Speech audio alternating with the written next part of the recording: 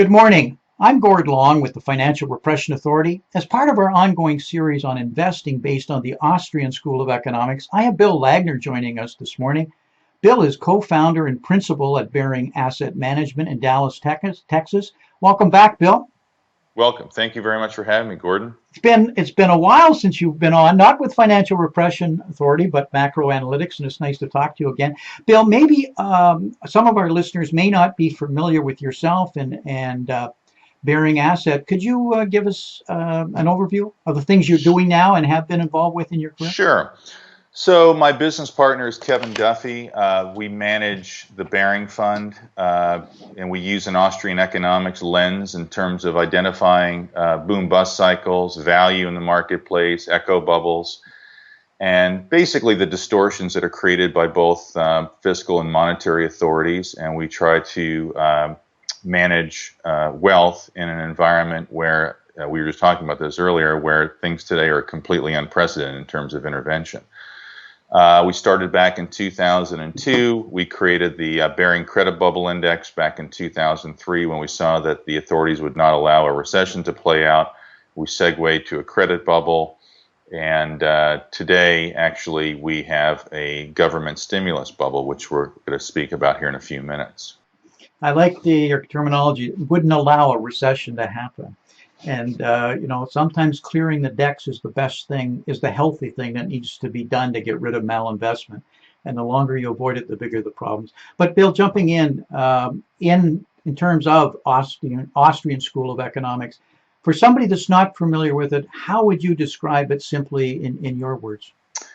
Yeah, I think the Austrians would categorize their economic theory as human action and individual decision making, and their responsibility of those actions is really what creates kind of normal economic activity.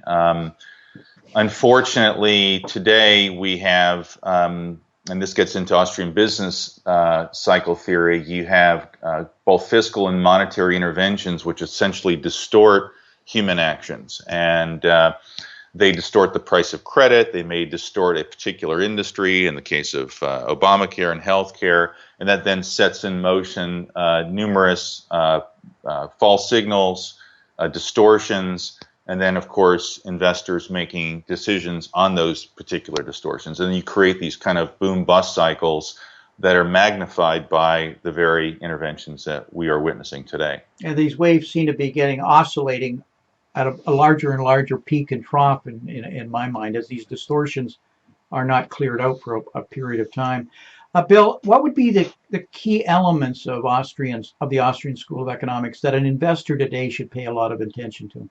Well, I think the most important facet of Austrian economics is you have to have savings. You will not allow a healthy environment to flourish unless you have savings, and then the proper allocation of those savings, where people can quantify risk, quantify return, and you also want, in that environment, you would want interest rates to be set by the marketplace, not by a group of bureaucrats that are essentially socializing credit, which is what you see in fiat systems. And today, we're essentially witnessing the end of our current fiat system, and so they're socializing just about everything, on the credit side. And so that essentially creates these distortions in the marketplace. Yeah, I think we don't understand the importance of savings in a capitalist system. We don't understand money, and we don't understand what true wealth is. But that's a whole set of discussions. What do we have? Well, I know in Austrian school there's a lot of discussion of what inflation is, how it's created in terms of pricing. But do we have deflation or inflation right now? Can we answer that question? Well, I think we have. Let's answer it this way. There's definitely an increase in the money supply in some countries, is double digit. In the United States, people are saying that the money supply is going up somewhere between 7 to 8% a year. Unfortunately, we have debt that's trying to default and leave the system, but the governments have intervened and created a number of methods by which debt is still, quote unquote, zombie companies are still with us. So that would be, if they were able to default, that would be deflationary. We have deflation in commodity prices, and I think a lot of that was a function of all of the excess supply created based on false signals coming out of China. And it's very clear now, I think, to probably most of your listeners that China is in a hard landing. And so that is deflationary. That is clearly deflationary. And I think at the end of the day, if you look at Austrian business theory, when you look at these boom-bust cycles, the reactions by the central banks have to be greater and greater each particular cycle, right? So you look at, they stopped, quote unquote, quantitative easing 6, 7 months ago, 9 months ago, and you're watching the economies contract. The question is, are they going to come back with an even greater wave of, response mechanisms, QE and so on? And if they don't, then we're probably going to witness, and I actually think we're witnessing a very deflationary phenomena at this moment. You've done a lot of work and consideration in China and commodities in general. You want to share some of those views of what you think is going on in China? Yeah. And what you see in commodities? Yeah, so I referenced the Baring Credit Bubble Index earlier, where we looked at kind of a number of sub-indices that were contributing to the credit bubble, the private sector credit bubble in the United States. And when that burst in 2008, 2009, and let's face it, it was sending shockwaves throughout the credit system around the world, China responded in the greatest way, right? I mean, we initiated QE and we started buying out mortgage-backed securities and treasuries and expanding the size of the central bank balance sheet here. But China's response was just, it was just one for the ages. And so you have all of this credit that was thrown at China. Some people say as much as $18, $19 trillion the last 6 years. And a lot of that is not being serviced. We've heard figures as high as $13 trillion of debt not being serviced in China. We looked at what was happening in China and we said, okay, look, this is basically a hard landing. They had the greatest fixed investment to GDP bubble ever. This is a hard landing. They could put it off for a few years, but ultimately they're going to have a hard landing. And we knew that commodity prices, which were being bid up by China, copper, iron ore, et cetera, that would be kind of the first shoe to drop, and that began in 2011, 2012, and all of the commodity prices now have rolled over. Oil finally broke, a little over a year ago, and that was telling you that the global economy was very sick. So you had this kind of speculative fervor based on central bank intervention. Speculators, professional money managers went in there buying, and everyone was thinking we're going right to hyperinflation, but the money never really got into productive use. And or a lot of the mispriced credit from the 2000s were creating excess capacity, excess iron ore, excess oil.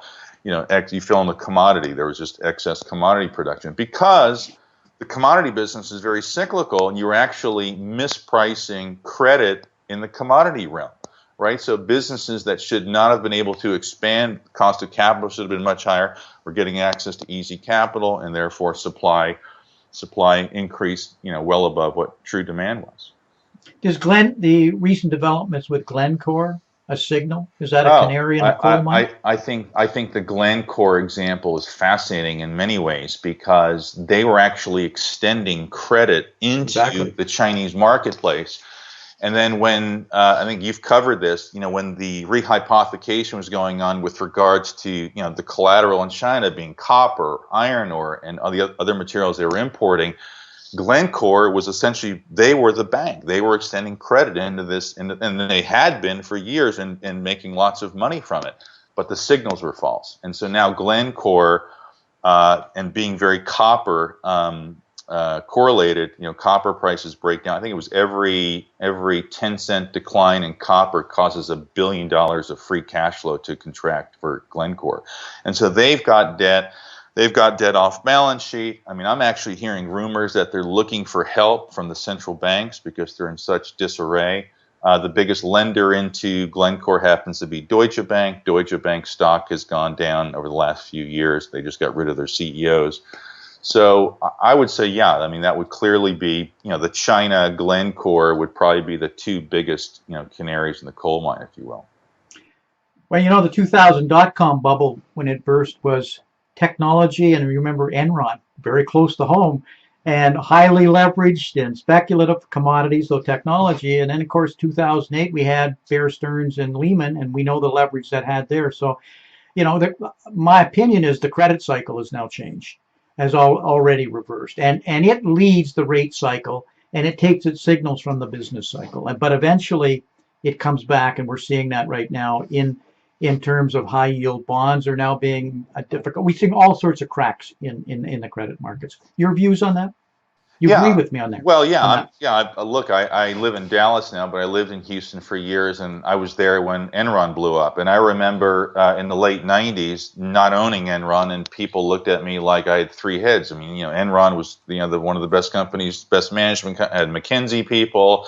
They were the most efficient, blah blah blah. And of course, there was this whole off-balance sheet, series of experiments. I would call them frauds. You would call them frauds. And I think probably we'll find out that Glencore was doing a lot of these, kind of off-balance sheet activities, a lot of it being a function of the carry trade, financial engineering, which, let's face it, we're looking at the poster boy for financial engineering, whether it's Valiant Pharmaceuticals, Glencore, there's a series of others during this echo bubble period. But I would say that we are at the end of the credit cycle. The whole malinvestment in shale oil, we're reading about it every day here in Texas, tens of billions of dollars in lost wealth. The evolution of master limited partnerships, that was just kind of a derivative of reach for yield, right? So you had REITs, junk bonds, and then master limited partnerships. And master limited partnerships, some of them are down as much as 90%. Here you have very low margin industry, and then you apply leverage to it, and then of course they have one setback in the market, and the whole model comes apart, and that's what we're witnessing. Every financial crisis, we learn about all sorts of new structures that have been put in place. Special purpose entities after the Enron debacle.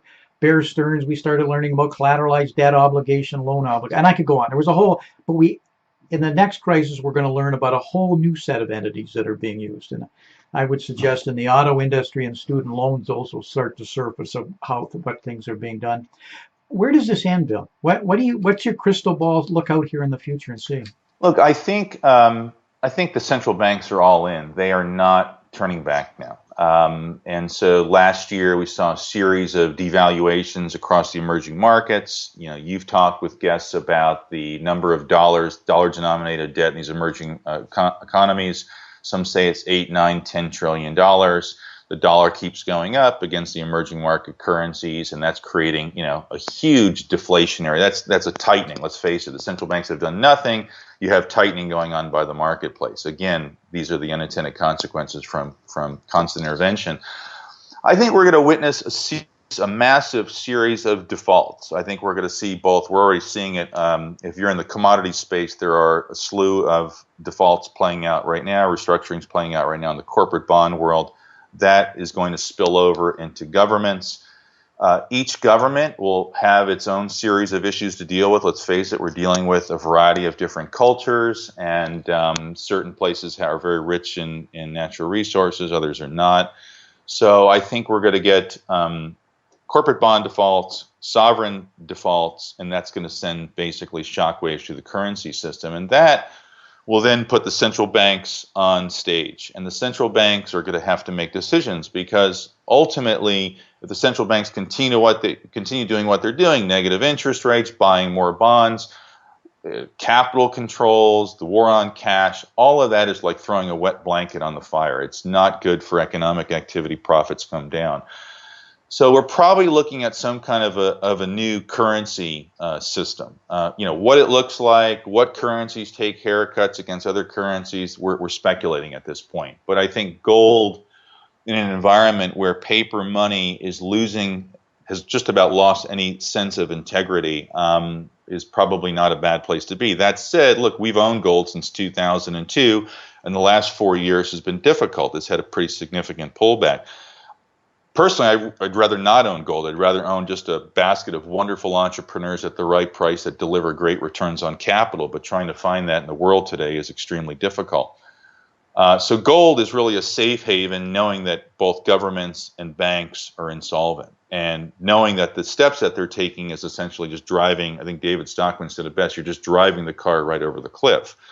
And so as the car is going over the cliff, do you want to own euros? Do you want to own Swiss francs? Do you want to own gold? I'd probably prefer to own some gold.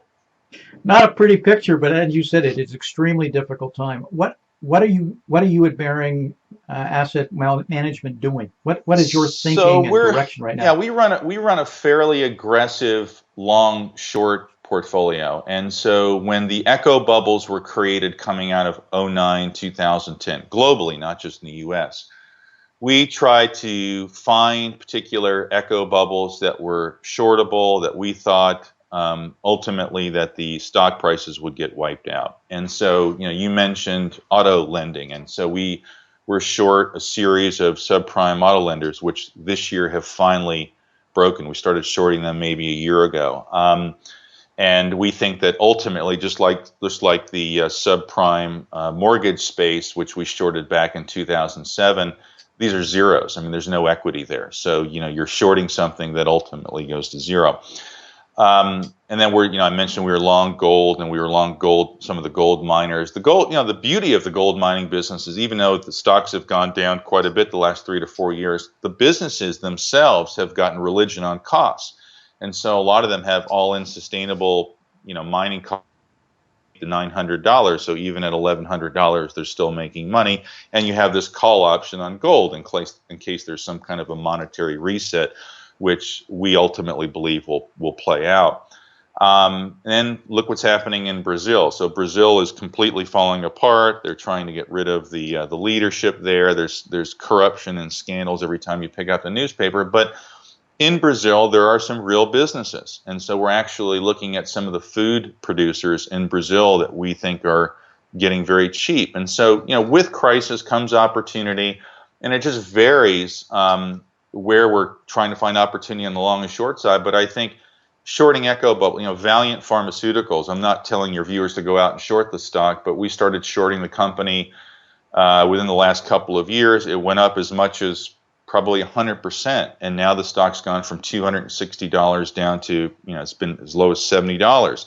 And what we're realizing is it was just a series of financial engineering practices trying to game Obamacare and the repricing of all of these drugs. We just looked at the balance sheet and said, my God, there's so much debt here. If there's one snafu in terms of their model, it just goes in reverse.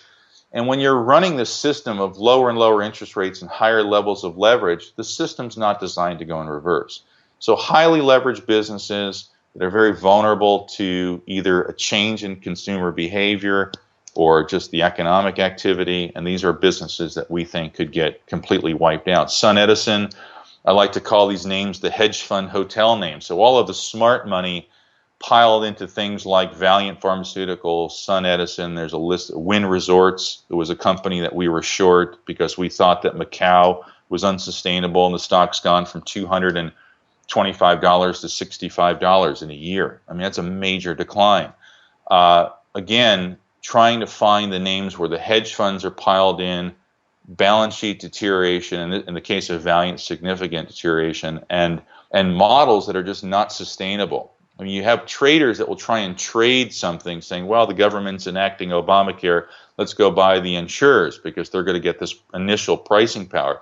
But look what happened yesterday. United Healthcare wants to leave Obamacare. They're realizing that doing business with the government is a gray, we don't know what we're going to get paid. And so the risk now is being reflected by the market, but it took, literally 2 or 3 years for the marketplace to finally wake up and discount that risk. Clearly, we're going to see some sort of debt clearing event, if I can use that. I mean, resetting and in the future. When that's going to be, the form it's going to take, we'll leave that for another day and more speculation. But what do you, longer term, what do you see on the other side of this? I'm actually very optimistic. I know talking the way we've talked the last 15, 20 minutes, it's pretty bad. But I think if we just objectively step back and say, okay, we knew all of this was, clearly unsustainable. Some people thought it could last 2 years. Some people thought it could last 10 years in terms of the interventions and keeping the economy somewhat stitched together. I think technology will actually be the savior here as the wheels are coming off the bus. Because what's happening is the internet is expanding globally. More and more people are doing business cross-border. I mean, I do business all the time on Amazon or eBay. I'm dealing with people that have a rating, and we're dealing with people who live in different countries, but they all speak the same language. It's called free market capitalism, the mutual exchange. And that is the beauty of human beings. We're coming to this realization that looking to the government to solve everything is a fallacy. We have to look within ourselves, our community, other people that we trust, and start building a different fabric. You mentioned decentralization, this kind of flat structure where we can all look to each other for expertise, knowledge, goods, resources, and we shy away from things like speculating in commodities, speculating in real estate, speculating in the stock market. And we get back to pricing money correctly. Of course, I think we're going to go to a completely different monetary system, and maybe gold for a while acts as money because people distrust everything, whereas today they trust the dollar. And I think that will be the solution. I think what's going to happen is a lot of these government silos, these government-sponsored silos, will just collapse. They'll utterly collapse. Yeah, I share with your optimism. I think there's a very difficult, whether it's 6, 8, even as much as maybe 12 years, a period of readjustment on a global basis. But on the other side of it, I think the world will take phenomenal steps forward because of the harnessing of so many well-educated people using the technologies that are there in all fields, internet on. It's just going to be incredible, but only for those who are ready for it. They got to get across this bridge of some very difficult times. And but on the other side of it, for those who still have their capital intact, have positioned themselves correctly, it will be a phenomenal time. I hope the adjustment's shorter, because everything happens faster today. It could happen very quickly and be very short. We don't know. I think it will happen in a shorter period of time. I do public speaking. I spend a lot of time talking to millennials. And the millennials realize that the current paradigm that they're in is it's a joke. I mean, they don't want to participate in it. They realize that, let's face it, mathematically, if you were to extrapolate this out, they're never going to be able to buy a house and start a family. And so they know that it's unsustainable. So something that's unsustainable has to leave the system. And as you said, will it be extremely a shock to the system where it just collapses? Will it happen over several years? I actually think it could leave the system. In other words, these silos just start collapsing. They're already collapsing. I mean, if we look at really what's going on and we're honest with ourselves, Obamacare is collapsing right in front of us. And so if these silos collapse, it's actually an opportunity for the marketplace to fill it with things that are real and sustainable. And the beauty of America, I've been all over the world. I've met some wonderful people. The entrepreneurial DNA in this country is unlike any other part of the world. Fully agree with that. And I think what's happening in places like San Francisco and other places, Seattle, et cetera, is that we will come up with solutions that will amaze people. And I think that's one of the things that will enable us to get through this, where it won't be as painful or quote unquote dark ages as some of these prognosticators are making it out to be. If we could get centralized control and planning away from the planners and the controllers in a logical fashion, because we're putting well-intended regulations into such a degree, it's just restricting that entrepreneurial spirit, and adjustment will happen, because a crisis is nothing more than change trying to happen, and it is change. The world is sending all sorts of signals to say you're not organized correctly for the new world, the new globalization. And the entrenchment says, I don't want to change until I got no choice. And that takes a crisis. But it'll happen. It's going to be healthy. Don't be fearful of it, but be prepared and listen and do your homework. Bill, how could our listeners learn more about the writings you do, speaking you do, and Baring Asset Management? Okay, so Kevin and I have a website, which is baringasset.com, BEARINGASSET.com, and then we post on a blog called baringasset.com/blog. Kevin has written a lot on the Mises website, LouRockwell.com, Mises.org, MISES.org, and so we we try and write about things that are most relevant. A lot of noise out there. We're trying to just kind of distill it down into what is real and what is noise, and then what are the impacts on our wealth and the financial markets. Any last key message you'd like to leave with our listeners? Well, I think your message is a great one. Let's not live in fear. I mean, fear is low vibration. We're not going to get anywhere living in fear. Let's continue to search out and network with really bright, innovative, disruptive thinking that will come up with solutions to what ails us. I mean, we know essentially what's limiting the system. We have to kind of create new ways of doing business, forming capital, and getting out of the way, getting out of harm's way, harm being the silos that are collapsing around us. America's strength has always been its optimism, and we've got to be optimistic and very positive, but we cannot be, don't confuse that with being naive and listening to the spin that has unintended consequences of it. Absolutely. And even if it's, well, as I said, well-intentioned. We'll have to have you back. Enjoyed the conversation. Talk to you again. Thank you very much. Take care, Gordon. Thanks, Bye-bye. Bill. Bye.